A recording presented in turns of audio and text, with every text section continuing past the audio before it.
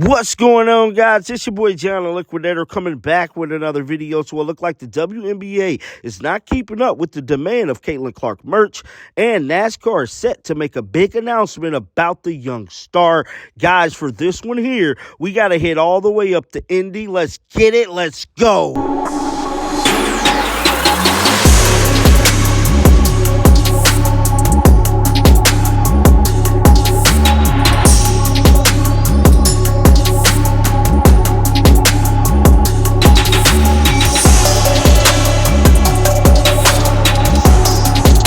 Secret that ever since Caitlin Clark popped up on the scene for the WNBA, they have been living in high hopes of the whole league turning around and finally making some revenue. Caitlin Clark has made this dying league relevant again, and for some strange reason, they just can't get it right. Now, we all know Caitlin Clark All-Star jersey sold out within 17 minutes of its availability, and all of her jerseys has been selling out ever since she stepped foot in the WNBA, and it don't look like it's going to stop anytime soon. Well, new information has been released about merchandise companies, the WNBA, and pretty much what is happening with Caitlin Clark merch, because I'm getting word that they ain't fulfilling a lot of orders, bruh, and this is a bad look for the WNBA as a whole because they're partnered with the NBA. It's being reported that women's sports merch is a $4 billion market, but supply isn't meeting the demand. An hour after Caitlin Clark was drafted to the Indiana Fever in April, Fanatics sold out of nearly every size of the first draft pick jersey. Women's sports continue to hit new heights in revenue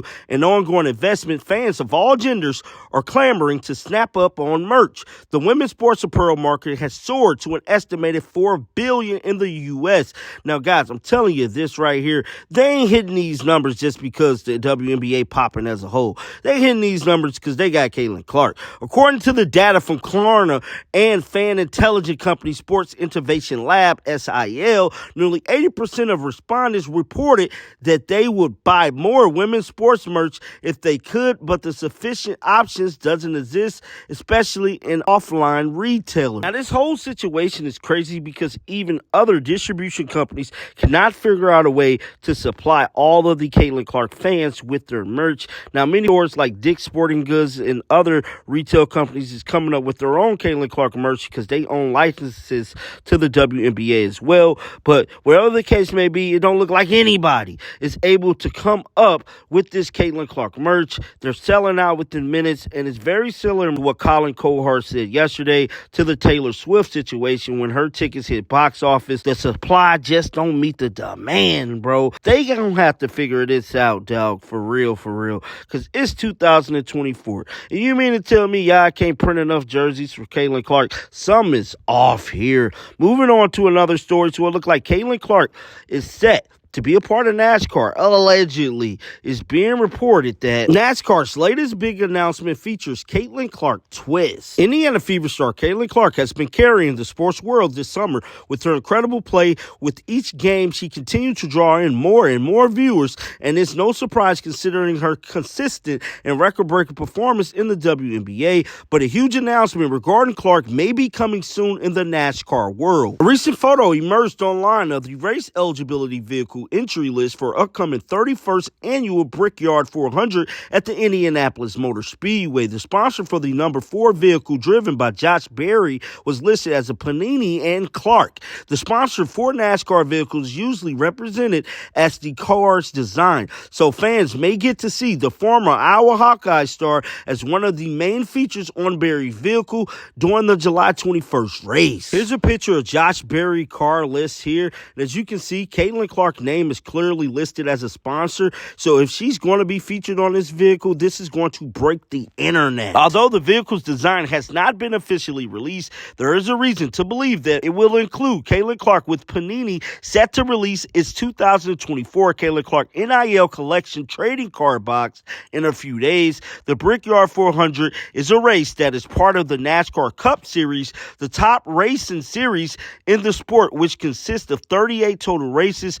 The The winner of the series is the driver who receives the most points through all 38 races. The upcoming race will feature legendary drivers such as Kyle Busch, Denny Hamlin, Jimmy Johnson, and many more. With this race taking place in Indianapolis at the Speedway, I believe Caitlin Clark is most definitely going to be a part in some shape, form, or fashion. We seen the WWE announce earlier this year that they was going to include Caitlin Clark in a segment as well. This young lady is on fire. Moving on to the last and final story, Dan Patrick just set the record straight about Caitlin Clark and this Rookie of the Year debate. Let's roll the footage. Has their opinion on who's the Rookie of the Year.